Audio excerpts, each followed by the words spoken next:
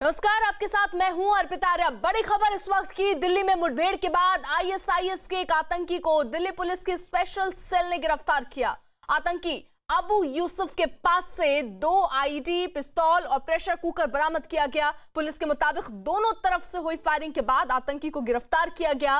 गिरफ्तार आतंकी अबू यूसुफ यूपी का रहने वाला है और वो दिल्ली में कई जगहों पर रेकी कर लोन वुल्फ अटैक की साजिश रच रहा था। आतंकी दिल्ली में बड़े आतंकी हमले की साजिश रच रहा था। तो आपको बता दें, एक आतंकी फिलहाल गिरफ्तार किया गया है। जो तस्वीरों में आपको दिख रहा है, मुंह जिसका ढका हुआ और नीली शर्ट पहने, यही है अबू यूसुफ, जिसे फिलहाल गिरफ्तार किया गया है। और इसके संपर्क में कौन कौन लोग थे, फिलहाल उसकी जांच हो रही है, पड़ताल हो रही है और जगह जगह छापेमारी हो रही है।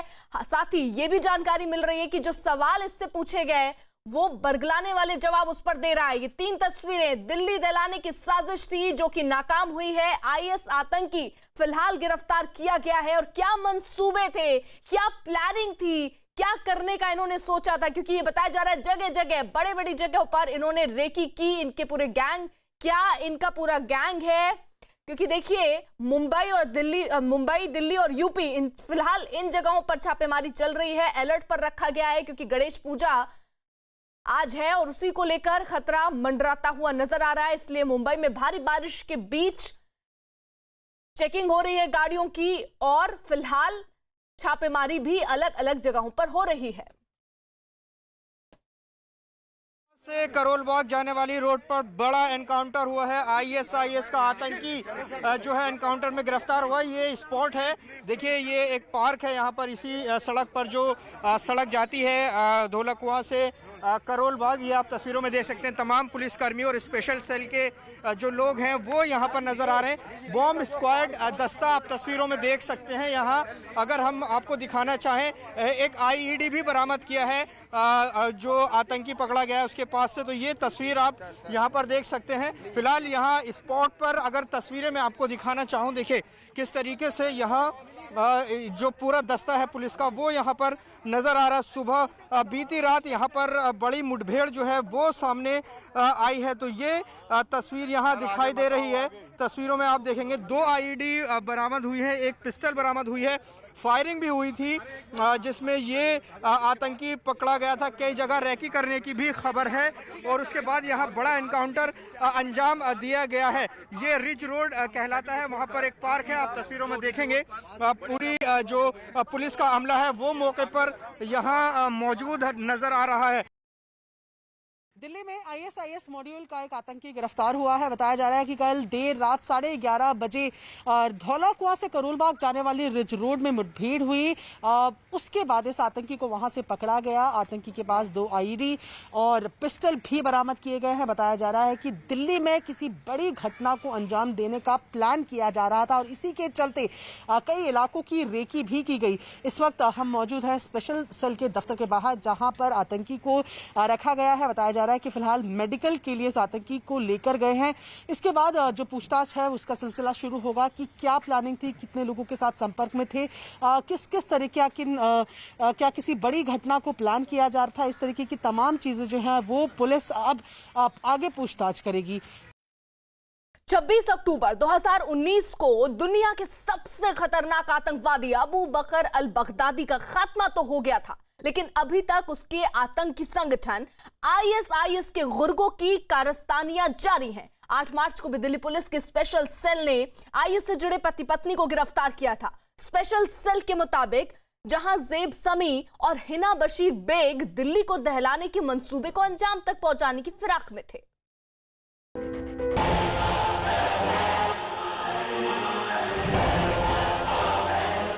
लेकिन भारत और अमन के दुश्मनों की नजर इसी दिल्ली पर थी। कोई था जो दिल्ली को दहलाने के ब्लूप्रिंट पर काम कर रहा था, लेकिन इससे पहले वो दहशतगर्द अपने नापाक मंसूबे को अंजाम तक पहुंचा पाता। दिल्ली पुलिस के स्पेशल सेल ने उसके प्लान को नाकाम कर दिया। आईएसआईएस के गुर्गों के निशाने पर थी दिल्ली। आईएसआईएस ने बनाया था दिल्ली को दहलाने का प्लान। आईएसआईएस फैलाना चाहता था दिल्ली में अपना जाल।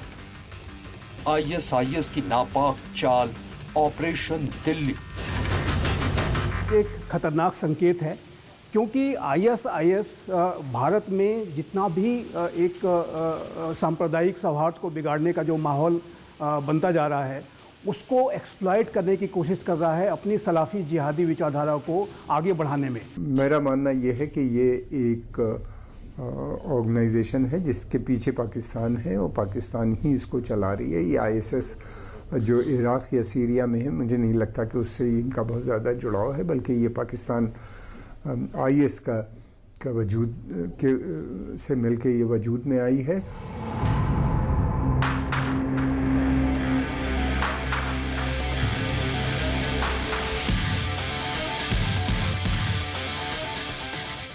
मार्च की शाम 8 बजे दिल्ली पुलिस की स्पेशल सेल की टीम ने जामिया नगर इलाके के ओखला विहार से एक पति पत्नी को गिरफ्तार किया। लेकिन जब स्पेशल सेल ने इन दोनों की हकीकत पर बड़ा पर्दा बेनकाब किया तो हर कोई हैरान रह गया।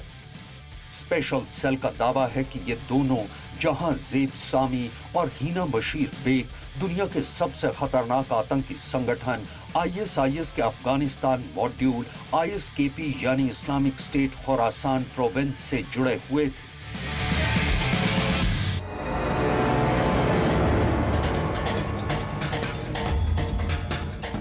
स्पेशल सेल के अधिकारियों के मुताबिक जहां ज़ेब सामी और हिना बशीर बेग यूं तो कश्मीर के रहने वाले हैं, लेकिन दोनों एक खास मकसद के तहत पिछले साल कश्मीर से दिल्ली शिफ्ट कर गए थे।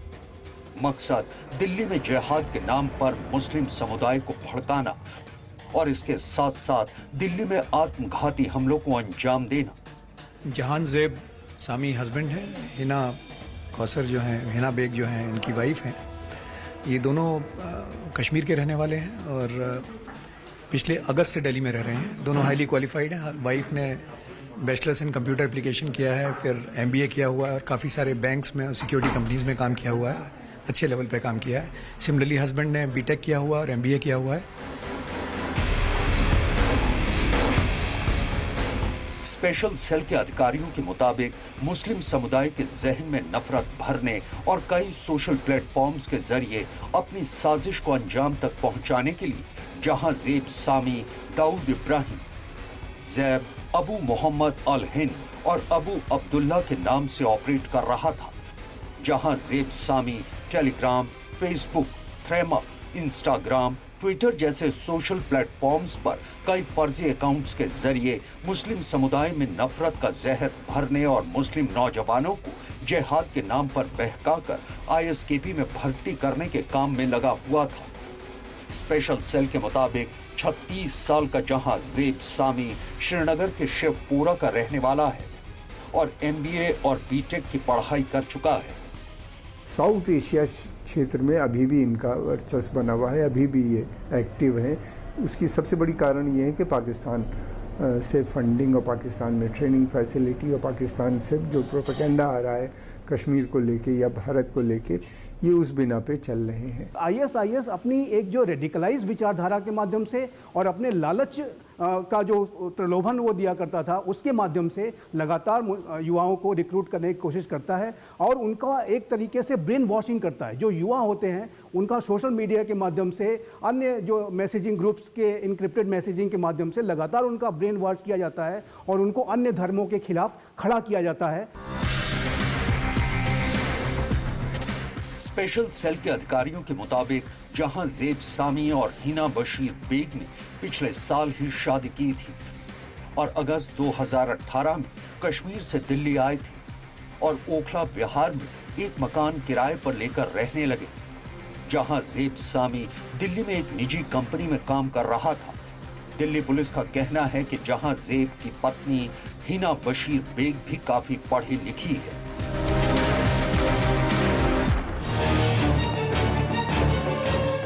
स्पेशल सेल का कहना है कि जहां ज़ेब सामी और उसकी पत्नी दिल्ली को दहलाने के प्लान पर काम करते हुए इंडियन मुस्लिम यूनाइट नाम की एक सोशल मीडिया प्लेटफॉर्म को भी चला रहे थे। इसके जरिए वो ज्यादा से ज्यादा लोगों को एंटी CAA और NRC से जोड़ने की कोशिश कर रहे थे।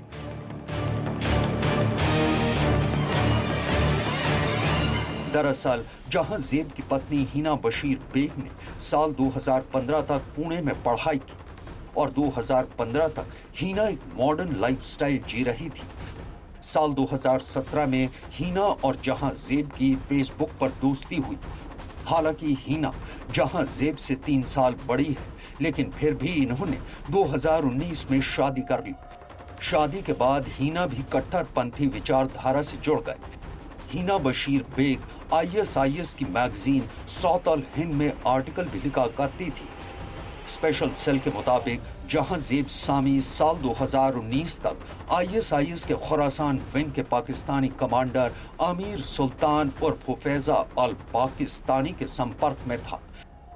आमिर सुल्तान और फुफैजा 2019 में ड्रोन हमले में मारा गया था। इसके अलावा जहां ज़ेब सामी के ISKP के हैंडलर अब्दुल बासित और खतफ के साथ संबंध रहे हैं। अब्दुल बासित फिलहाल दिल्ली की तिहाड़ जेल में बंद है। स्पेशल सेल के अधिकारियों के मुताबिक छापे के दौरान उन्हें जहां ज़ेब सामी के घर से 4 mobile phone, 1 laptop, 1 hard disk और कुछ भड़काऊ सामग्री भी मिली थी।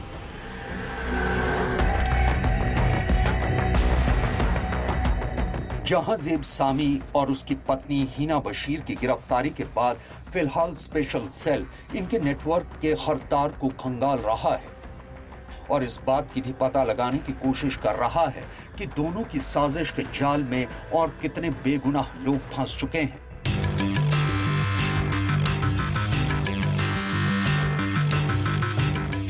ये बात भी पूरी दुनिया जानती है कि भारतीय सुरक्षा एजेंसियां देश में IS से जुड़े ISJK यानी इस्लामिक स्टेट जम्मू कश्मीर के मॉड्यूल को नेस्त नाबूद कर चुकी है और उसके ज्यादातर कमांडर या तो मारे जा चुके हैं या फिर जेल में बंद हैं। मई 2019 में शोपियां में हुए एक एनकाउंटर में भारतीय सुरक्षा बलों ने ISJK के आखिरी कश्मीरी कमांडर इशफाक अहमद सोफी को मार गिराने के बाद ISJK की कमर तोड़ दी थी। लेकिन इशफाक अहमद सोफी की मौत के बाद ISKP यानी इस्लामिक स्टेट खुरासान प्रोविंस ने भारत के लिए अपना नया मॉड्यूल विलायत अल हिंद बनाने का ऐलान किया था। विलायत अल हिंद की भी पूरी कोशिश है कि वो दिल्ली में हुए दंगों को मजहबी रंग देकर मुस्लिम समुदाय को भड़का सके। और मिसाल है ये एक तस्वीर जिसे विलायत अल हिंद के गुर्गों ने अपनी online magazine voice of Hind में भी दिखाया था। पुलिस सूत्रों के मुताबिक विलायत अल हिंद के तार भी अफगानिस्तान के नंगरहार में बैठे ISKP के हैंडलर्स से ही जुड़ रहे हैं।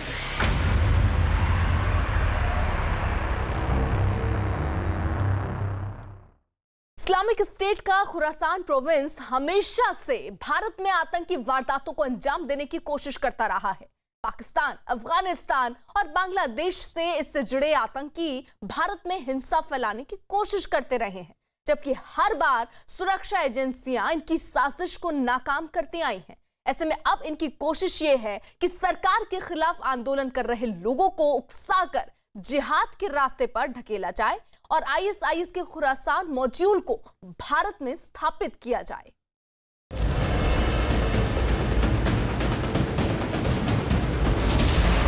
भारत में इस्लामिक स्टेट की आहट।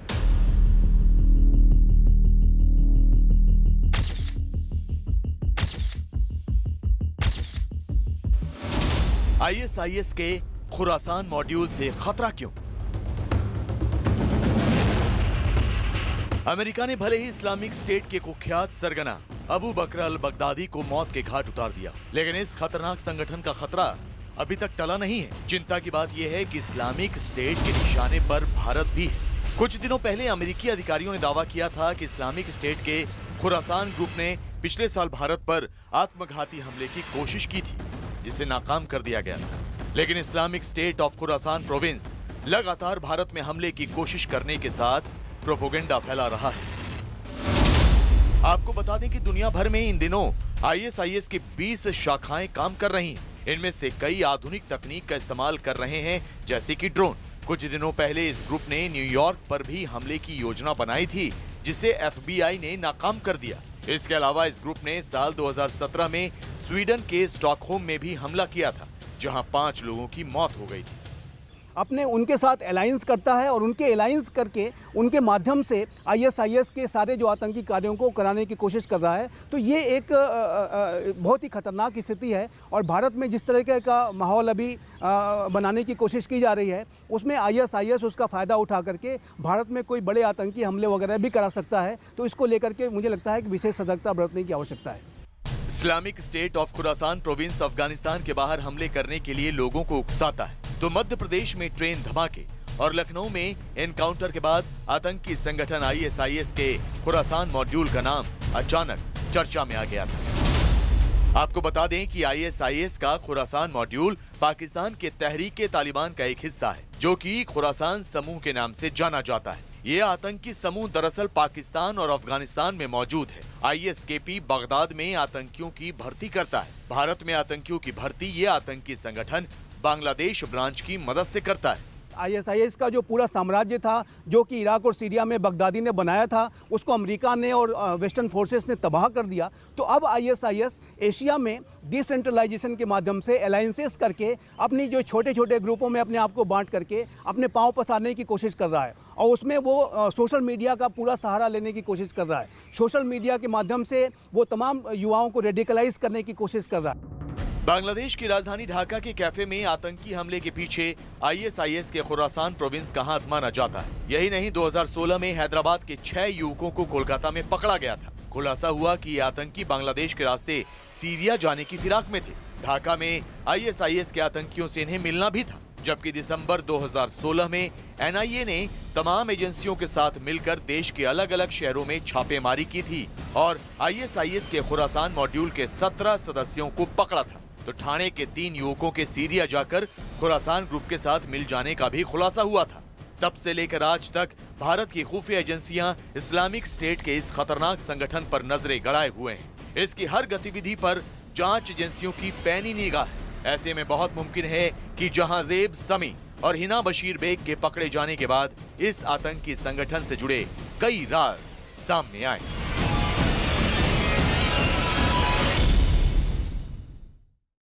ISIS दुनिया का सबसे खतरनाक आतंकवादी संगठन। ISIS पिछले काफी लंबे वक्त से भारत में पांव पसारने की कोशिश कर रहा है, लेकिन जब कभी भी ISIS के गुर्गों ने भारत में किसी वारदात को अंजाम देने की कोशिश की, तो भारतीय सुरक्षा एजेंसियों ने उनके मंसूबों पर पानी फेर दिया।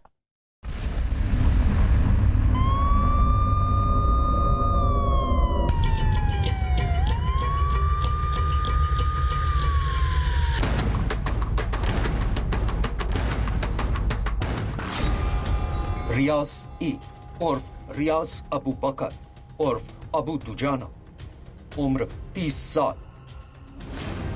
भारत में श्रीलंका की तर्ज पर आतंकी हमले की साजिश। श्रीलंका में हुए आतंकी हमले के बाद NIA यानी नेशनल इन्वेस्टिगेशन एजेंसी ने जब भारत में मौजूद IS के गुर्गों की धरपकड़ शुरू की, तो उनके हाथ रियाज अबू बकर के गिरेबान तक पहुंच गए। रियाज ने पूछताछ के दौरान कई चौंकाने वाले राज उगले थे। मसलन रियाज अबू बकर 2016 में केरल से भागे IS के गुर्गे अब्दुल रशीद अब्दुल्ला से इंटरनेट के जरिए संपर्क में था। इसके अलावा रियाज IS के ही एक और गुर्गे अब्दुल कयूम और अबू खालिद से ऑनलाइन चैटिंग भी किया करता था।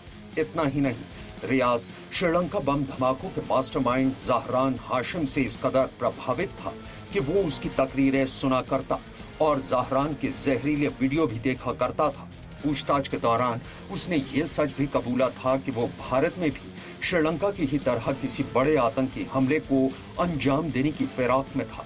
इस छापेमारी के दौरान NIA की टीम को रियाज के पास से कई सिम कार्ड, मोबाइल फोन, डायरियां, पेन ड्राइव, CD, DVD और जाकिर नाइक से जुड़ी कुछ धार्मिक किताबें बरामद हुई थी। इससे जो पूछताछ से पता चला है कि ये पूरे IS का जो एक मॉड्यूल का ये जो मेन हैंडलर था और ये तमाम केरल में युवाओं को रेडिकलाइज करने का काम करता था, उनको ल्योर करता था, उन्हें लालच देता था और उन्हें आईएस की जो विचारधारा है, आतंकी विचारधारा, सलाफी जिहादी विचारधारा, उसमें वो जो है ज्वाइन कराने की कोशिश करता था। केरल एक ऐसी जगह है जहाँ पे अरब देशों से बहुत से लोग काफ़ी वहाँ पे काफ़ी उन्होंने जो एक्सट्रीमिस्ट इस्लामिक आइडियोलॉजीज़ थी उससे प्रेरित होके वहाँ पे आए हैं।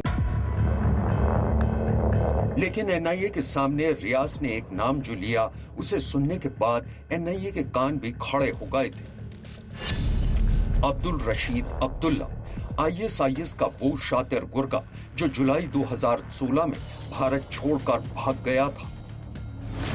अब्दुल रशीद अब्दुल्ला यानी राशि, उम्र 32 साल, आईएसकेपी का आतंकी। अफगानिस्तान से भारत में आतंकी संगठन आईएसआईएस के लिए नौजवानों की भर्ती करना।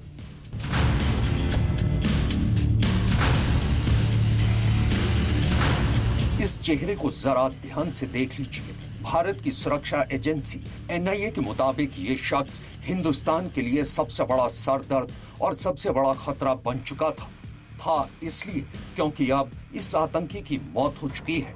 लेकिन साल 2016 से मई 2019 तक हिंदुस्तान की खुफिया एजेंसियां बड़ी शिद्दत से अब्दुल रशीद अब्दुल्ला की तलाश कर रही थी। दरअसल अब्दुल रशीद अब्दुल्ला ही वो शख्स था जिसने अपने आका अबू बकर अल बगदादी के इशारे पर हिंदुस्तान में तबाही और बर्बादी फैलाने की गरज से एक ऑडियो टेप जारी कर भारतीय सरकार और उसकी खुफिया और सुरक्षा एजेंसियों को धमकी दी थी। आईएस के जो भारतीय मूल के जो भी आतंकी हैं उसमें अब्दुल्ला एक प्रमुख स्थान रखता था और ये मारा जा चुका है। लेकिन इसके साथ और भी जो केरला के 2016 में भागे हुए भारतीय युवक थे, भारतीय मुस्लिम युवक थे, वो जाकर के अभी भी वो अफगानिस्तान और अन्य जगहों पे वो शरण लिए हुए हैं।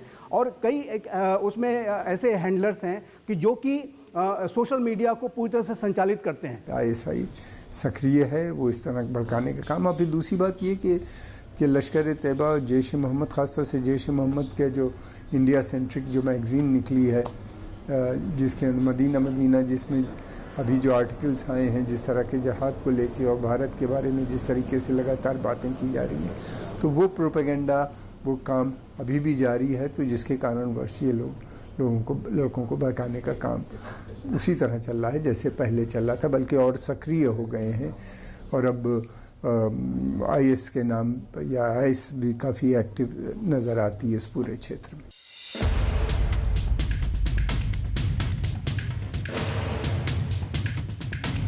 एनआईए के मुताबिक अब्दुल रशीद अब्दुल्ला ही वो शख्स था जिसने जुलाई 2015 से केरल में आईएसआईएस की भर्ती और फंड जुटाने का ऑपरेशन शुरू किया था।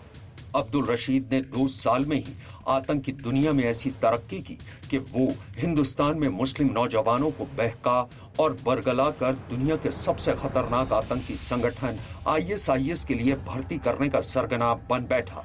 अब्दुल रशीद अफगानिस्तान के नंगरहार इलाके में बैठकर आईएसकेपी यानी इस्लामिक स्टेट खुरासान प्रोविंस के आतंक के कारोबार को फैलाने की साजिश पर काम कर रहा था। आईएसआईएस खुरासान प्रोविंस की जहां तक बात है, पिछले साल एक रिपोर्ट्स आई थी कि ये जो खुरासान प्रोविंस को अब आईएसआईएस ने विलाया हिंद और विलाया पाकिस्तान के तौर पे 2 भागों में विभाजित किया है। तो आईएसआईएस इस समय छोटे छोटे ग्रुप बना रहा है, क्योंकि उसकी बड़े ग्रुप को बनाने की शक्ति अब खत्म हो चुकी है। तो वो अलाइंसेस करके छोटे छोटे जिहादी संगठनों के साथ अलाइंसेस करके और अपने आप को छोटे छोटे ग्रुपों में बांट करके हमले कराने की कोशिश करता है। खतरा फिलहाल मैं समझता हूँ कि आईएस जो खुरासान मॉडल है अफ़गानिस्तान में, ये काफ़ी सक्रिय हो चुका है और इसने काफ़ी भारत के अंदर भी पैठ बना ली है और आगे भी बढ़ने की कोशिश कर रहा है। एनआईए के मुताबिक सितंबर 2019 में अफगानिस्तान में आईएसकेपी के खिलाफ अमेरिकी सेना के एक ऑपरेशन में अब्दुल रशीद अब्दुल्ला के साथ भागे 8 लोगों की मौत हो गई थी। इस ऑपरेशन के बाद नवंबर 2019 में अफगानिस्तान में आईएसकेपी के 600 आतंकियों ने अफगान सरकार के सामने सरेंडर किया था। सरेंडर करने वालों में अब्दुल रशीद अब्दुल्ला की पत्नी सोनिया सेबेस्टियन उर्फ आयशा भी शामिल थी। लेकिन बावजूद इसके अफगानिस्तान के नंगरहार इलाके में आईएसआईएस के आतंकियों की अच्छी खासी तादाद मौजूद है। दिल्ली में आईएस आतंकी अबू यूसुफ की गिरफ्तारी के बाद मुंबई में भी हाई अलर्ट जारी किया गया है। आतंकी की गिरफ्तारी के बाद गणेश पूजा में भी आतंकी हमले का खतरा मंडरा रहा है, जिसकी वजह से पुलिस ने जगह जगह नाकाबंदी की है। सड़कों पर पुलिस ने चेकिंग अभियान तेज किया और कड़ी सुरक्षा व्यवस्था के साथ संवेदनशील जगहों पर नजर रखी जा रही है। आने जाने वाले लोगों पर नजर रखी जा रही है, पूछताछ हो रही है। अगर कोई भी संदिग्ध नजर आ रहा है तो उसकी गाड़ी को पूरी तरीके से चेक किया जा रहा है। आपको बता दें, कल बीती रात ही एक मुठभेड़ हुआ जिसमें अबू यूसुफ नाम का ये आईएस आतंकी गिरफ्तार किया गया और ये जानकारी मिल रही कि बड़ी साजिश इन्होंने रची थी, कई जगहों की रेकी की थी, कई विस्फोटक भी बरामद हुए हैं इस आतंकी के पास से। और इसी के लिए ये कहा जा रहा है कि मुंबई में भी हाई अलर्ट किया गया है, क्योंकि त्योहारों का मौसम है। गणेश पूजा पर आतंकी साया मंडराता हुआ और इसी को देखते हुए मुंबई में हाई अलर्ट, आने जाने वाले सभी लोगों की चेकिंग हो रही है।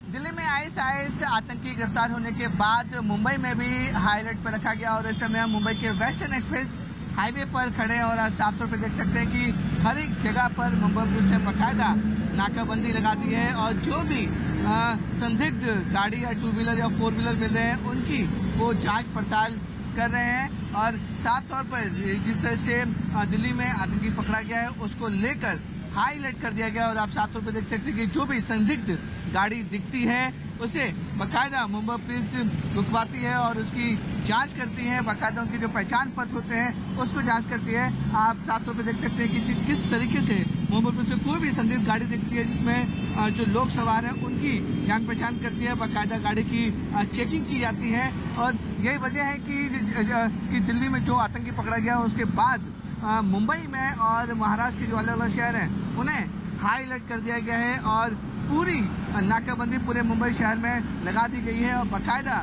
जो भी गाड़ियां, जो भी संदिग्ध गाड़ियां दिख रही हैं उन्हें बाकायदा चेकिंग की जा रही है। और ये जो नज़ारा है वो मुंबई के तकरीबन हर एक चौराहे और हर एक जो सेंसिटिव जगह है वहाँ पर। अगर मैं पीछे का दृश्य आपको दिखाना चाहूँगा कि बाकायदा देखिए यहाँ पर भी गाड़ियों को रोका गया है, उनकी पहचान पत्र देखी जा रही है और जो गाड़ी में सवार हैं उनको भी यहाँ पर अपना पहचान पत्र दिखाना पड़ रहा है। और साथ ही साथ जो गाड़ी की जो चेकिंग है वो भी मुंबई पुलिस यहाँ पर लगातार कर रही है।